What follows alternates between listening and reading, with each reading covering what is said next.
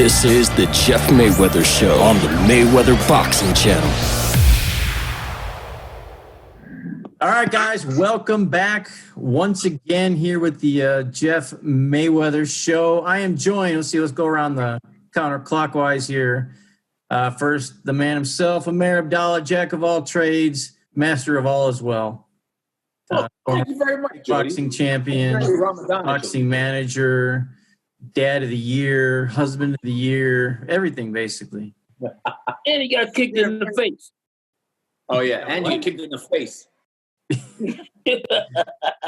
Below him, we got to you. 47th greatest IBO champion of all time. Man, well, I keep going down. I was 46 last time. Well, there's more champions every year, so you're going to keep slipping. Okay. Hey, and Frank, I had to go back and look since we always argue this. You were 2018's seventh worst man in boxing. 7 out of 12. You were out of the list of 12. You were the seventh worst. Frank was? I was, yeah. Yeah, seventh worst man. Brother. And also, you climbing. You gonna get on top soon. High-ranking executive. All right, guys. Well, I guess I would ask everyone else, but do them during this. But Jeff saw what happened to me today. I got assaulted. Jody, you posted that. What's that all about? 10 years I've been doing this. I've interviewed you. I've interviewed Jeff. I've interviewed Frank. A lot of people want to hit me, but no one ever has. Okay, so why don't you spill the beans? You said you were going to wait till the show. What happened? Well, I don't want to say too much because I got to decide what I want to do here legally. I mean, I said I was interviewing Jeff, and are you serious? I was assaulted. I mean, what do you do? Do you sit there and just say, "Well, okay"? I mean, it's okay. I don't know. Wait. What's Frank? Dude, you guys I talked to you literally 30 minutes ago, and you haven't said anything about this.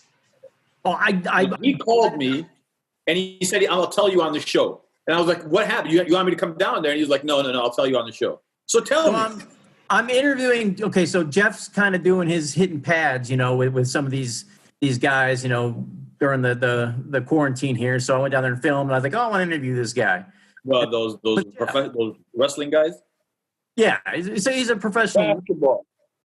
No, the basketball guy player. Well, Jeff's trained with a bunch of basketball players. So I interview these guys, and I'm, you know me, I'm a smart ass. I'm always a smart ass, but Jeff's kind of the same. I watched the way he reacted with the guy. They're kind of, going back and forth. And so I kind of, was a little bit of a smart ass with him.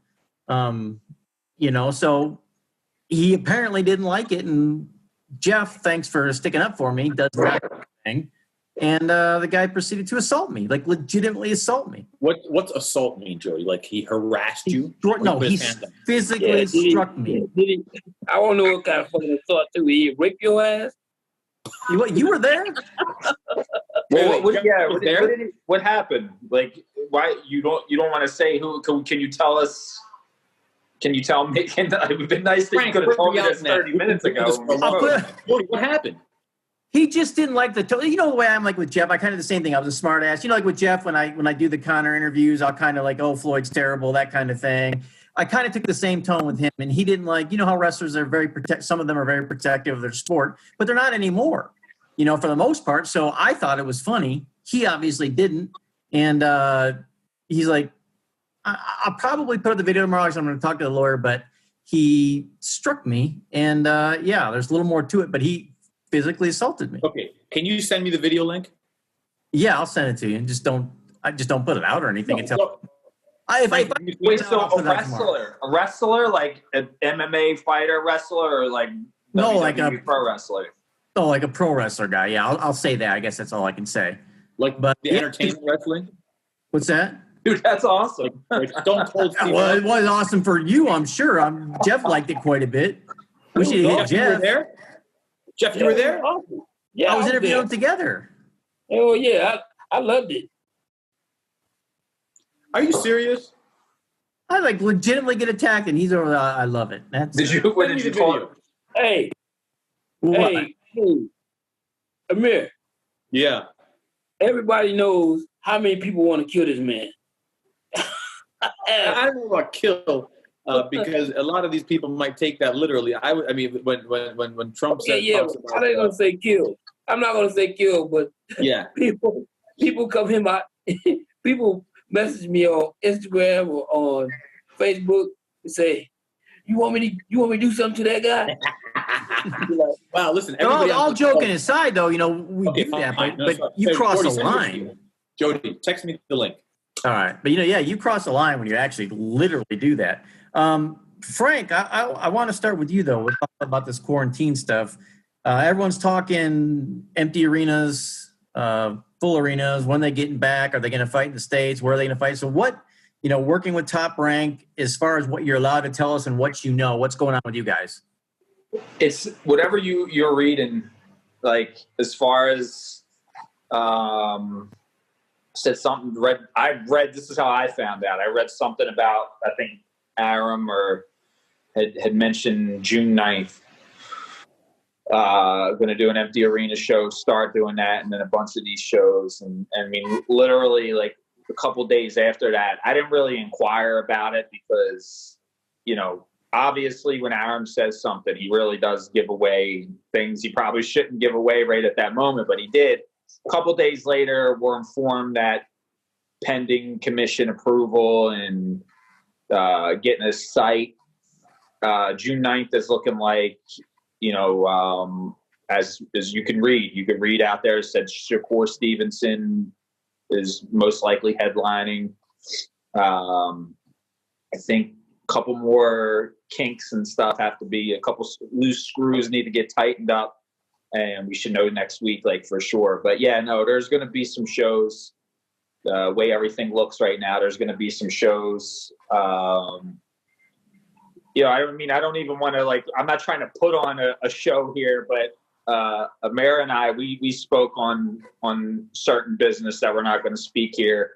My boy to the, I guess to the right of me and maybe to the left of the viewers, he's involved in everything one way or the other. So he privied me into something, and a lot of stuff's working out. So yeah, this summer we're hoping to be the first pro boxing televised in the United States, and we're a couple world title fights on the horizon, just trying to lock down, opponents and able fighters, willing fighters. Everybody wants to get back to work and make money and fight, but not everybody's ready. So right now it's just getting everybody in line who is willing, ready, and able to fight lined up. And then once we get this started, you're going to see a lot of boxing coming to your tubes very soon. So, Amer, Frank didn't want to say anything, so you go ahead and tell us. First of all, the only reason I'm plugged in as much as I am is because I'm around great people.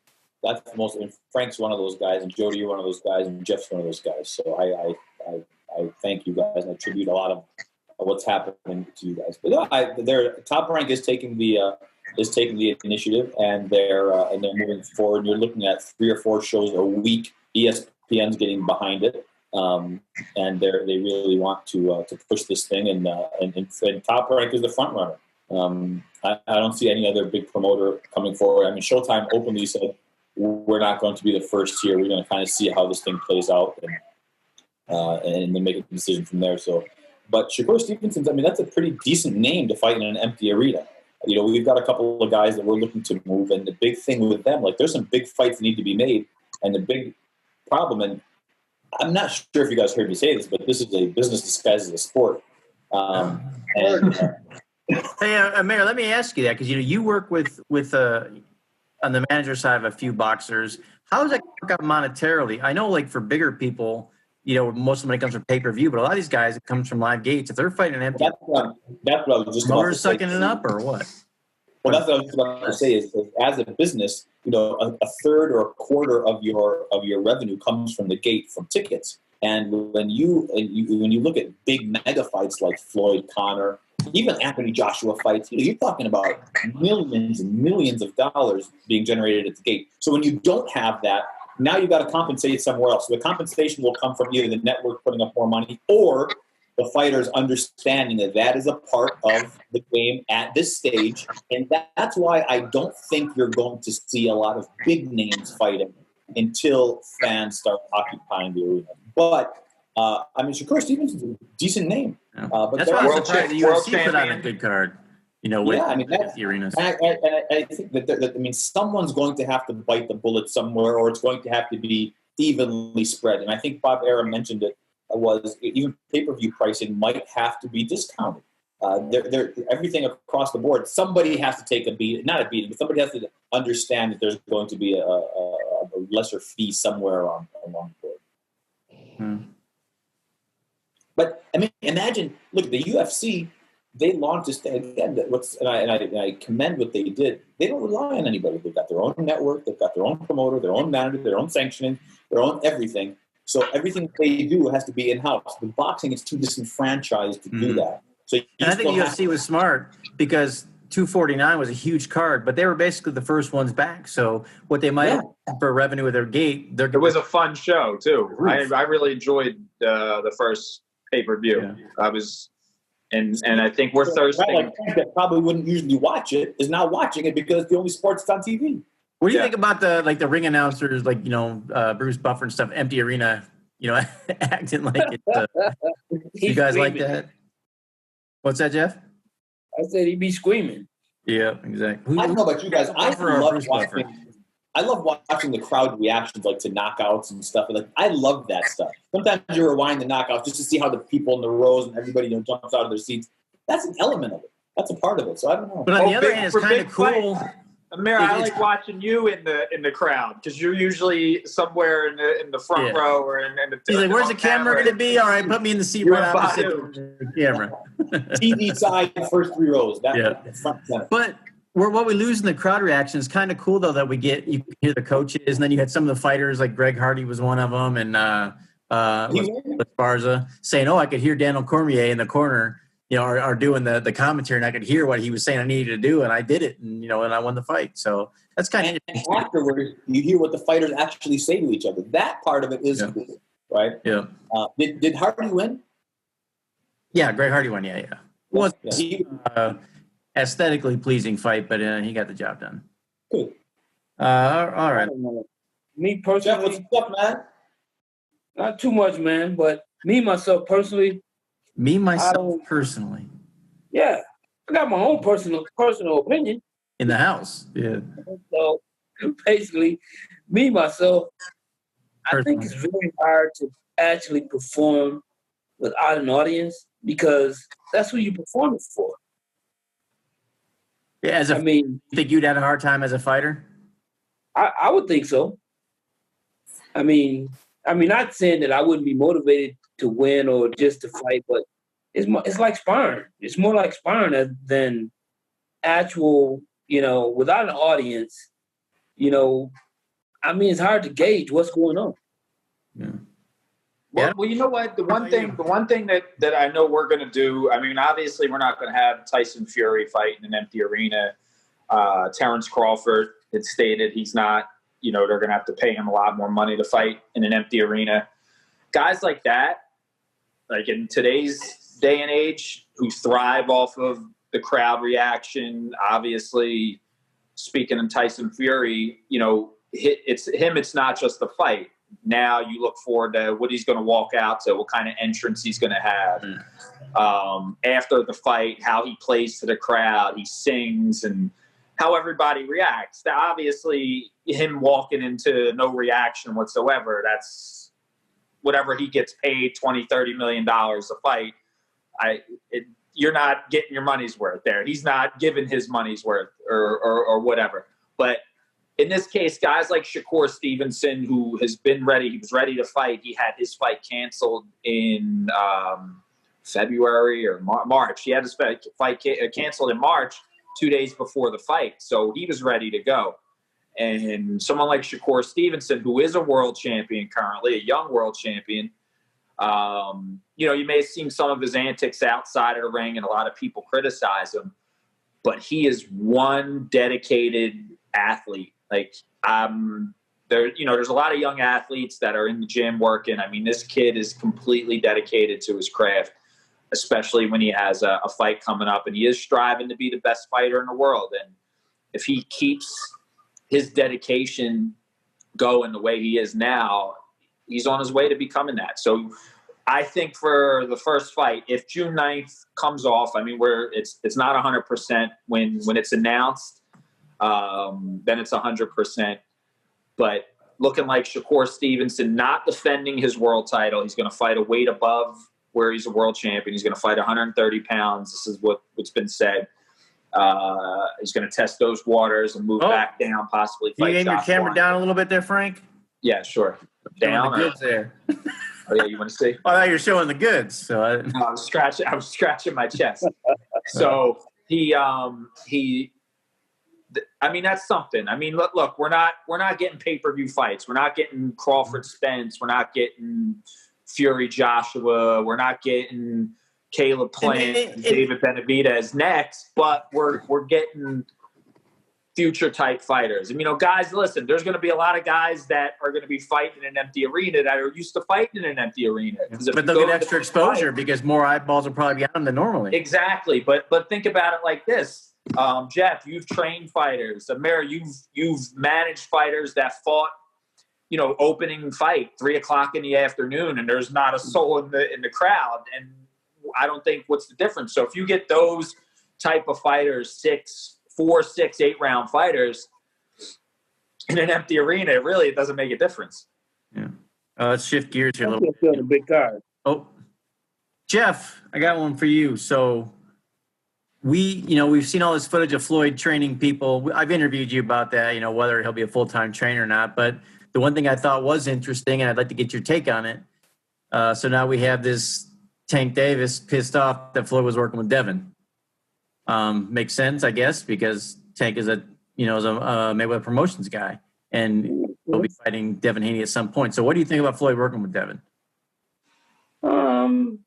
I mean, I don't even think Floyd even thought about it in that way. No. It's just the fact that, Devin came. Perfect connection. That's what he does. You want to start over? What? You were lagging, man. I didn't understand anything you said anyway. I just heard. Yeah. Y'all can understand me? No, it wasn't you. You were getting, it was muffling. It was just you were getting bad connection. Oh.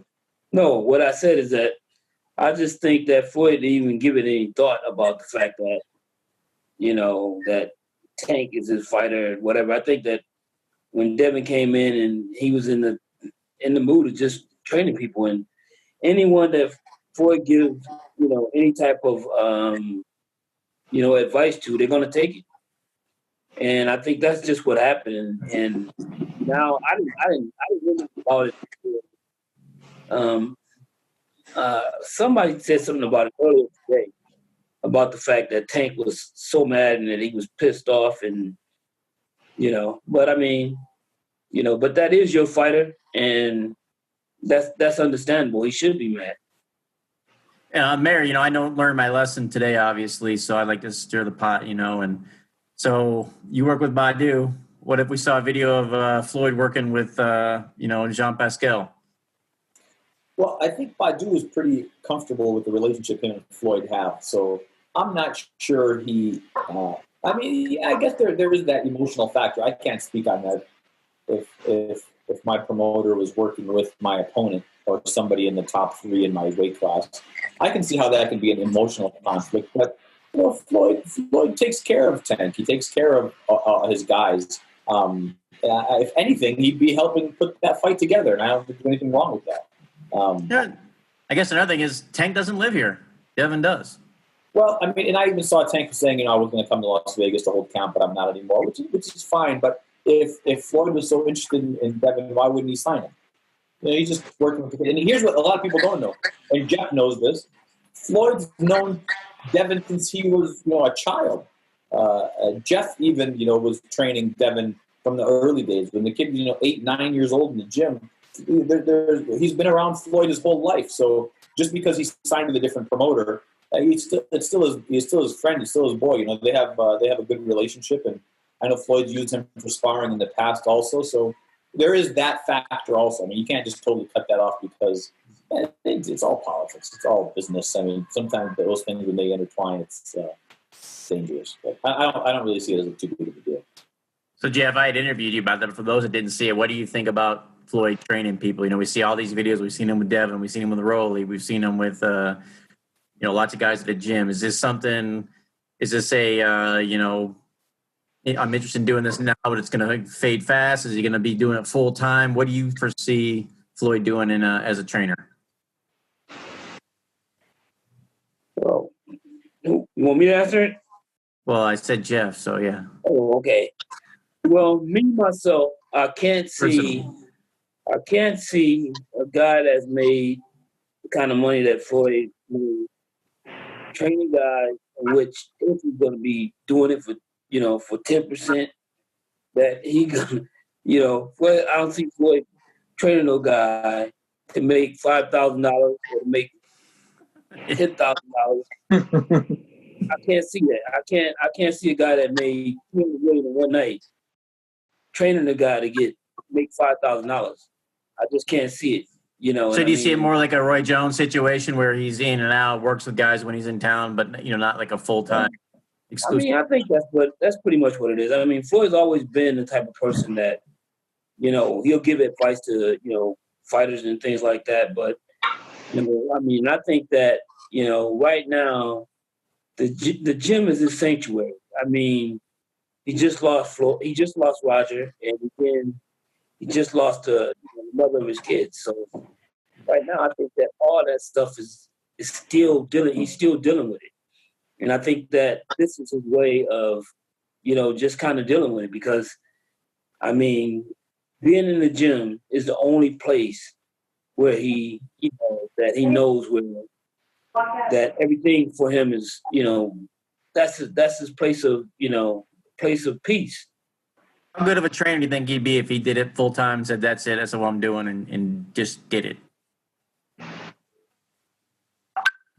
I think he would be a good trainer, but you never know, because a lot of times great fighters, they have the tendency to want that fighter to be as good as them or try a lot of things that they do, but sometimes that fighter can't do it. And that's why you're so good, because people are so much better than you normally that it works out. Yeah, that's true. And then that's probably why somebody beat your ass today. Jody, send me the video. Text me the video. I will. All right. Hey, Frank, why don't we see, we know obviously the Bob Arum Floyd feud is legendary. Why do we see so few top-ranked guys over in the Mayweather gym? Is Bob kind of steer them away, or do they figure I don't want to go there, or why is that? There's a lot of guys that go by there, but they go by there because, like, if you think about it, the Mayweather Boxing Club is like the museum. It's like the boxing museum of Vegas. So if you're a boxing fan, you come to Vegas. I'm a top ranked guy. How many times you see me in the gym? And sometimes I'm bringing somebody from out of country or out of town, and that's the first place I bring them. I don't bring them, the top ranked gym's been around a lot longer, but they want to go to the Mayweather gym. And we get a lot of people, that say that, I don't want to train in the Mayweather gym because it's like a tourist trap, too many people there, can't be serious. And, Amer, your fighter, Badu, he usually goes in there early before it, but, the gym's open so he can get his work out of the way. I think a lot of, the legit serious fighters just don't like it because it's not a... Well, you can't. I mean, listen, and again, this is gonna. If this sounds disrespectful, I don't mean any disrespect, but you don't want to, as a guy who works with fighters, and I take care of a lot of fighters. If they need sparring, the first place I'm not going to recommend is the Mayweather gym, because it's not really the place, especially during prime time, to go spar. It's already got a bad reputation from before because, the doghouse rules and Rolando Romero and his antics. He's giving that gym and sparring there a bit. Wait, I thought you and Rolly were tight. You guys ever fallen out? Oh, no, the kid's great, but I would never recommend anybody to spar with him. I give a disclaimer. He knows it too. He's the fucking worst when it comes to that shit. Dude, he judo tosses everybody, and there's fights. There's dude. You ever see the video with him sparring, and there was like a 20-man pileup? No. It's fucking great, and it's him. It's nobody else. It's him. He elbows people. He's not the problem, but it's a lot of guys in there that aren't going in there to train and really go and work and everybody in there is trying to take somebody's head off to show off. And especially with Floyd. Rolly's always bragging about signing with Pornhub. Did that deal ever come through? I think I've seen some of his videos. I got his Pornhub link if you want to see it. So I'll send that to Trey. Give me your video and you getting roughed up, and I'll send you his Pornhub link. But all seriousness, there's been guys that have gone there to spar, but they feel like they got to really like step it up in there, and you're really if you're training for a fight, it's really not the place to go, because especially if I send a top ranked guy in there and he gets he has a bad day in sparring against the guy, that's going to fuck with his head, especially a couple weeks before the fight. And it's happened. I've seen some of our brightest and top guys go in there for some work, and it didn't go the way they hoped it went. And then, it drops their confidence. And that's the last thing you want. I don't think it's as bad as it used to be, but I think it was Amer that you were saying it when we were all talking at the same time. But like with Floyd's there, for sure, everyone wants to put on a show, each other. Amer's got a fighter who could attest to when Floyd's in the house. I got to step it up. I'm telling you, it's for me. I'm just saying like this. It's one of the best places you could go. You got some of the best trainers in the world in there that'll teach you there. But when you have a couple of your desperado fighters that want to just go out there and fight, that's their real fight. It's the place to go. But like I said, it's not. It's like a tourist attraction place. Obviously, a lot of world champions have come out of the gym. Out of that gym, maybe more than any other gym active in Vegas, from scratch. But for you saying a top ranked guy to train, it's going to be a little bit rougher for them because they're an outsider, in that type of environment, and everybody's gunning for them because they're not a Mayweather fighter. They're not. If it's not a Mayweather fighter, it's an Al Heyman fighter. And they're going to take the top ranked guy. And it'd be the same thing if they were in the top ranked gym. The Mayweather guy comes in the top ranked gym. How many people are ever, every time I go, with the top ranked gym being private, it's basically always one or two people in there. Yeah, but it's private. So there's other stuff going on in there. That's what I said. We have orgy night. We have a lot of other things going on in the top range. It's Ramadan, man. We're in the last 10 days, blessed days. We're trying to be spiritually cleansed. I heard that's where two of three of Amer's children were conceived. Hey, look. You can add that out. Good thing we're not in person. Good thing we're not in person. Speaking of which, we could probably... You're fucking do like a live one here soon, can't we, Amer? Amer. Mm-hmm. You missed you there? I'm here.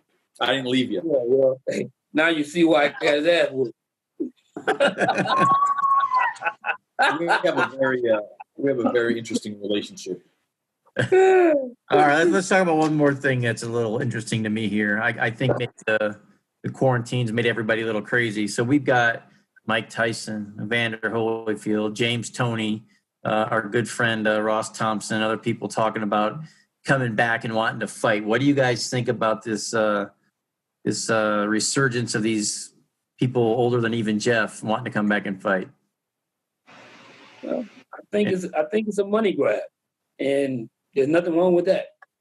But still, I mean, I think, like I said, anyone past 50 years old has no business really fighting. I mean, because these guys at their age, I think that can get some permanent damage, by fighting one another. If they go at it, like they did when they were fighting each other, because I mean, at the age of 50 and at the age of 38 or 32, it's not the same.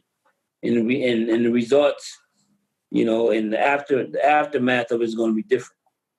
So Jeff, explain to me as a former fighter, we see Tyson at 53 years old. He looks amazing on pads. Right. He's looking amazing on pads and looking amazing in the ring, fighting a fighter with a pulse. Well, the one thing is this, is that, I mean, he's been doing this practically all his life, so he's going to always look great. I mean, you don't lose your punching power. And, and he's not that far removed from combinations that he was throwing and things like that. So it looks spectacular, and then he got himself in shape, and so that looks even better. But the reality of it is this, is that still, once he gets hit upside his head at 50 years old, he's not going to have the same reaction that he had when he was in his 30s. Frank, what do you think about if it's Tyson fighting someone like Holyfield or Tony or someone in the same age group, though? Are you for it? Yeah. So as a fan, yeah. Said, hey, me and Holyfield want to be. Not? Yeah. I mean, there's the concern there. I mean, you got to – I mean, any way you can do it. I would be concerned if they said, hey, it's going to be an 8-round fight. I mean, if you stick it to a 3-4 round exhibition or something, cut the rounds down to maybe 2-minute rounds, even headgear, just to watch these guys walk to the ring again and have the ring announcer introduce them, the lead up to it, the excitement. I don't think you can't go out there expect, say, Riddick Bowe and Holyfield. They had 3 great fights together. One of them Holyfield. I mean, Bowe should not get back in there. But I'm just saying, Bowe and Holyfield. I don't know. Remember, two of their 3 fights were 2 of the greatest heavyweight fights of all time. But at this day and age, who's really going to remember that? But Mike Tyson, you get him coming out and he can fight anybody as long as he's not fighting an active fighter, a younger active fighter. But he can. If you're going to do like a senior tour of exhibition fights, maybe like a 4-man tournament, I think that would be fun. I mean, if these guys pass, proper medical requirements and they do it safely, bigger gloves than usual. I don't know what you could do, maybe 18, 20-ounce gloves or something like that. So, but then you got to also worry about 50-year-old men and their cardiovascular shit. You don't know if these guys have good hearts or stuff. So the medical requirements would have to be extensive. You know what I'm saying? Like, I mean, look at remember, I know they weren't older, but when Kimbo Slice fought Dada 5000. Yeah. I'm just saying, those were 2 guys that went tooth and nail. To me, it was amazing. As much as many people thought it was a joke, I was thoroughly entertained from start to finish. But the aftermath, Dada was in a coma for a while, and he came out of it. He was bad just because of his cardiovascular stuff. And not too long after that, Kimbo Slice passed away. Those type of long-term effects. And Kimbo didn't die a young 20-something-year-old fighter. He was, a little accelerated in his age. So with these type of guys, if you do it safely, if you do it to where, they're not really going out to kill or be killed, then absolutely. I think. But Amer, I'm not buying. I've seen Evander Holyfield, Mike Tyson fight twice. I'm not buying them. Granted, their age and spend long, but I don't want to see them in headgear doing 4-round exhibition matches. It's not going to make sense after you've had 2 heavyweight, 2 of the biggest fights of all time. It's just not going to fly for me. Yeah. First of all, I'm not sure how serious Mike is about coming back. I know that he broke the internet by just saying, I'm interested in coming back and doing exhibitions for charity. You saw that first day when he was doing his pad work, how everybody posted. I mean, everybody from the Sports Center to the UFC to everybody. That's the kind of attraction. That's the kind of attraction Mike Tyson was. Imagine if social media back in the days of Mike Tyson was as strong as it is now.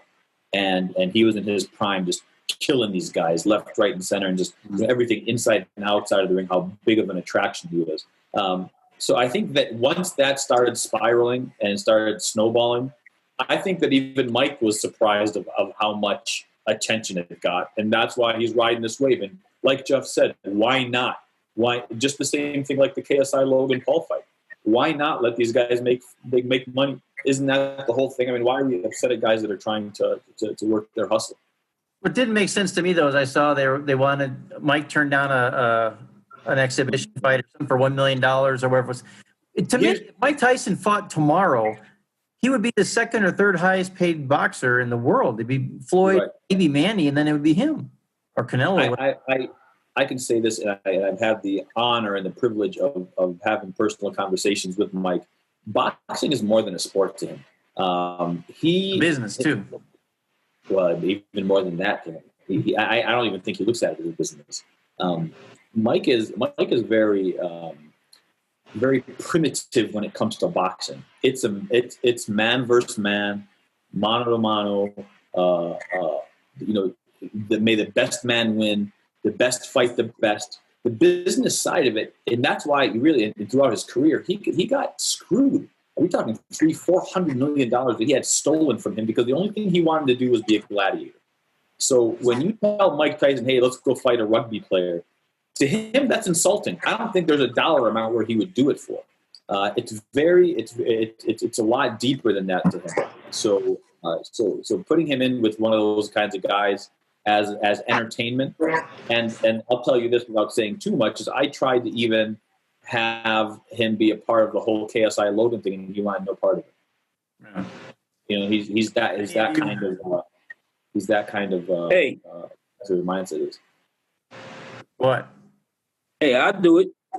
Yeah, I know you do it. So yeah, Jeff, you're on that. Yeah, any chance we see a trilogy with you and Duran? I think we have a trilogy with Chris Vito. Yeah, now we got your corner, Jeff. We got your corner. Me and Amer got it. No, y'all two in my corner. Jody, I'll call you. Set up camp. What's that? I'll call you and you can set up his camp for it. Oh yeah, absolutely. Yeah, Jeff. No, I'd like to see you and Duran 3. That would be nice. And Amer, you're in that same age group. Any chance? You've been out of the ring for years. Any chance you coming back with everyone else doing it? Come back for San, what's his name? Saddam the Insane? Saddam Hussein's brother that he lost. Yeah, the only one he ever lost to. Why? We need to get that back. Face. Jody, right now, send me the link to the video. All right, I'm sending the link. We're wrapping it up anyway. Let me send it to you. Send it to Frank, too. Yeah, send the link. This happened today? I want to see your link. All right, I sent it to you guys. I was there. I seen it. Don't share it. I need it for legal. Mayor, I need your. Are you really looking to pursue legal charges? Are you okay? What's that? Hang on, it's loading. Hey, are you okay? Ringing. My ear's still ringing. You caught me good. Caught me good. All right, man. Let's. Jeff. I thought Jeff was gonna fuck him up and get my back, but Frank, he didn't do shit. I mean, if you were telling me what wrestler it is, then. Oh, okay. Now I'm looking at it. Hey, I caught Amer. Mary would have had my back.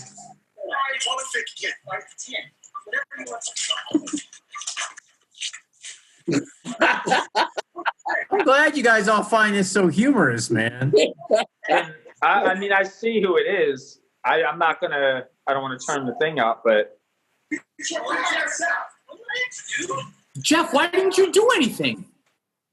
Shit, it happened too fast. Jeff was scared. Oh my God! No, you're serious. You really did get assaulted. That's a legit assault. Hang on. Let me see this. Oh, come on. Frank, you watching this? Yeah. Hey. That's not like a push. That's like, yeah. Now Jeff knows why I hide behind him. I'm not listening to what you said. I was just fast forwarding into the part where you got popped. But fuck, man. Yo, Jody. Man, you guys should sue. I'll beat this guy's ass. Well, you all might, but how you gonna do that? I'll get he fucking waffled you, bro. Like that's don't call the police. Take care of matters your own self. Go there and whoop his ass. I gotta see how much money he has. That's what I'm talking about. Go whoop his ass. Get in the gym. Let me train you for 3 weeks. Forget all that. Do it the right way. I gotta listen to what you said. I gotta listen to you what was said here. Fake. Yeah, but it doesn't matter what I say. You still can't attack me. You said real fighter. Yeah. Well, because, you know, their punches are different, all that kind of stuff. And so I'm like, you know, you're learning real punches. You know, is that cool? I was gonna help him until I looked and it was a brother.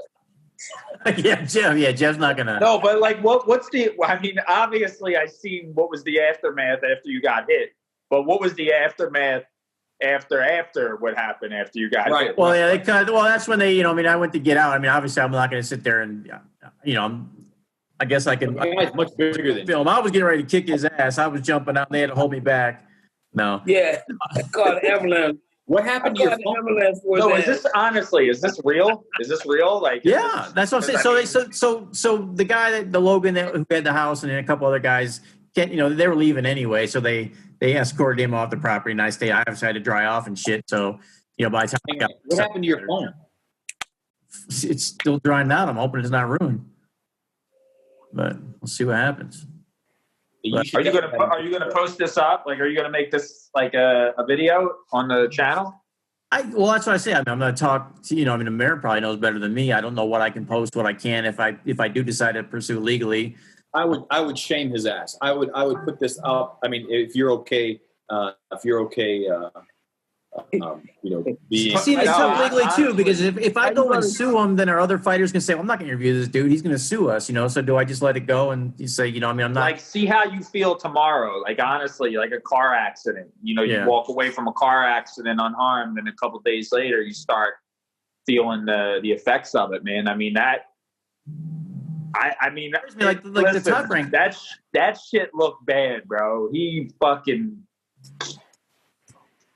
See, and I just don't either, but where, you know, where they say, like oh, he's difficult, I don't want to work with him and all that kind of stuff. You know what I mean? So I don't really know if I should pursue it because I don't want it to black. I don't know what you said, unless you said some fucked up shit, bro. If you he said real. He said, "Is it real fighting?" And the guy got pissed off at why he said, "Joe, do you mind if I say it?" Go ahead, that's fine.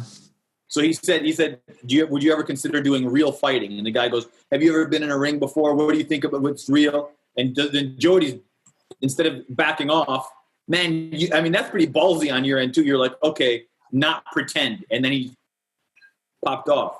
Well, you know, here's the thing. It's not 1990 where the wrestlers, you know, now they don't pretend anymore. So I didn't think it was going to be an insult to them, you know, to sit there and say you're fake fighting. It's not like nobody knows that.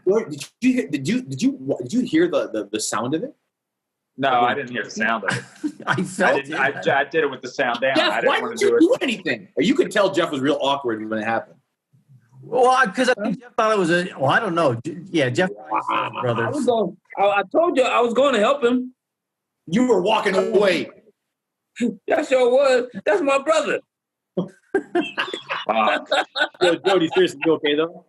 Yeah. So that's why I came. But see how you feel tomorrow. If you ain't feeling good, I mean, you're gonna have to let a doctor check you out anyway, bro. Because I don't. Yeah. I'm just saying, man. That shit was. Well, we have some. So you got put it on the right side, on your right side. Yeah. Right. Yeah. So we'll see how I feel, and like I said, if he reaches out, or we have some mutual friends, maybe he'll come to his senses or not, you know. And what a scumbag! I asked a lot of my interviews. I thought he was cool with it. If I wouldn't have been like that if I didn't know it was going to be a big deal. But you know, well. I mean, all jokes aside, bro. Maybe I'll joke about it later, but that's kind of fucked up, man. That is, bro. I wouldn't even. Yeah, man. I feel like Frank, man. I ain't gonna joke about this shit. Yeah, so no more when I hide behind you and people trying to beat me up at the gym. See, I see what happens when I. Yeah, I see why hide behind you. I see why you want behind me. Hey, does this count as his first loss? No. Yeah, ain't that nice? Now no, he was disqualified. Shit. He was disqualified. Yeah, that was the DQ. Yeah. Now you no longer undefeated. Yeah. All right, man. Let's wrap this up. Frank, again, just 10-second summary, Top Rank. What's going on with you guys? Where can we keep up to date, all that kind of stuff? If they want to follow. Just stay, check out toprank.com for updates. Next week, we should announce a bunch of shows. So, I mean, this summer, as long as we don't get shut down in Nevada. There's going to be a lot of, fights coming up. An American Love Machine. That's your name. Yeah. Frank, I also got a TikTok. Oh, you got a TikTok now. Yeah, but I only have one video on there, but I go on my daughter's TikTok. I didn't think guys did TikTok. That was mostly Yeah, well, real men don't have TikTok, so I fall on the. Although the guy interviewed today was bragging about starting his own today, so maybe I don't know. Maybe have you over there. I will be doing. We could do a TikTok of what happened to me getting pummeled. Just put that video up. Jeff. Yeah, that'd be great. Yeah, Jeff, you just went over our recent. I didn't realize you got 50,000 followers now, don't you? Huh? You got like 50,000 followers on Instagram now, don't you? Something like that, about 55. Why can't you get verified? I was gonna say, still no blue check, man. What's up with that? I don't know how to. The guy over there that got kicked in the face, he didn't know how to do it. I applied twice for you and they rejected you. I've seen a lot lower level people than Jeff. I've seen like some, I can't remember who, but some guys like with TMT that were like just starting. I got you, Jeff. I'll get it done for you.